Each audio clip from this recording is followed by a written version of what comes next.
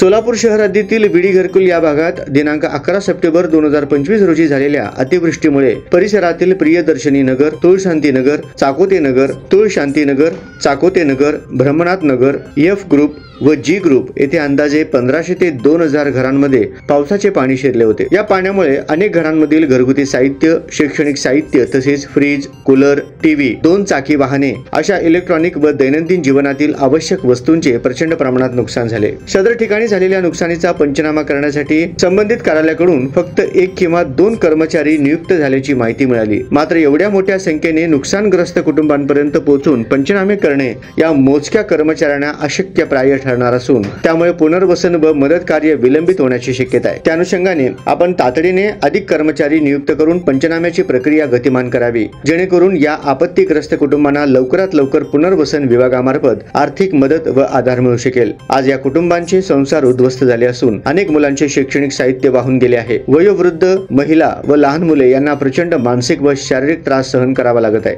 अशा गंभीर परिस्थितीत आपल्या प्रशासनाकडून तात्काळ व सकारात्मक प्रतिसाद मिळाल्यास या कुटुंबांना मोठा दिलासा व आधार मिळेल। आपण सदरील भागातील दुःख जाणून घ्याल व त्वरित कार्यवाही करून संकटात सापडलेल्या कुटुंबांना मदतीचा हात द्याल अशी कृतज्ञतेने विनंती करीत आहोत। अशा आशयाचे निवेदन विष्णू महेश प्रतिष्ठानच्या वतीनं तहसीलदार साहेब, तालुका उत्तर सोलापूर, जिल्हा सोलापूर यांना देण्यात आले। या प्रसंगी माजी नगरसेवक विठ्ठल खोटा, सामाजिक कार्यकर्ते वासुदेव येलदंडी, श्री कोलपॅक आदी कार्यकर्ते उपस्थित होते। नमस्कार। या ठिकाणी सन्माननीय प्रथमेश दादा कोटे यांच्या मार्गदर्शनाखाली विष्णू महेश प्रतिष्ठानच्या माध्यमातून विडी घरकुलमध्ये परवा दिवशी झालेल्या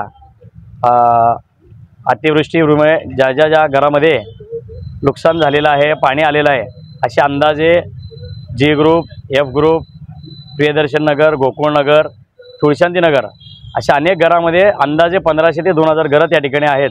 त्या ठिकाणी अनेक लोकांचे संसार उपयोग असतील, शैक्षणिक साहित्य असेल, इलेक्ट्रॉनिक वस्तू असेल, अनेक घरामध्ये गोरगरिबांचे विद्यार्थी शैक्षणिक ज्या ठिकाणी कॉलेजला जातात त्यांच्या लॅपटॉपसुद्धा त्या ठिकाणी नुकसान झालेलं आहे। आणि एवढ्या घरामध्ये फक्त 2 गट त्या ठिकाणी तहसीलदार कार्यालयाकडून पाठवण्यात आलेलं आहे। आम्ही सन्माननीय तहसीलदार साहेब निलेश पाटील साहेब यांना विनंती करून त्या ठिकाणी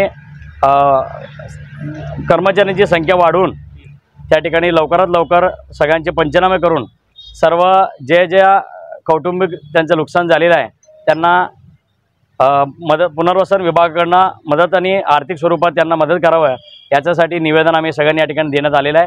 सन्माननीय आमचे प्रथमेश दादा कोटे बाहेरगावी असल्यामुळं त्यांचे प्रतिनिधी म्हणून आम्ही सगळ्यांनी या ठिकाणी उपस्थित राहून त्या ठिकाणी निवेदन दिलेलं आहे आणि ते त्वरित सन्माननीय पाटील साहेब करतील अशी अपेक्षा करून धन्यवाद व्यक्त करतो। धन्यवाद।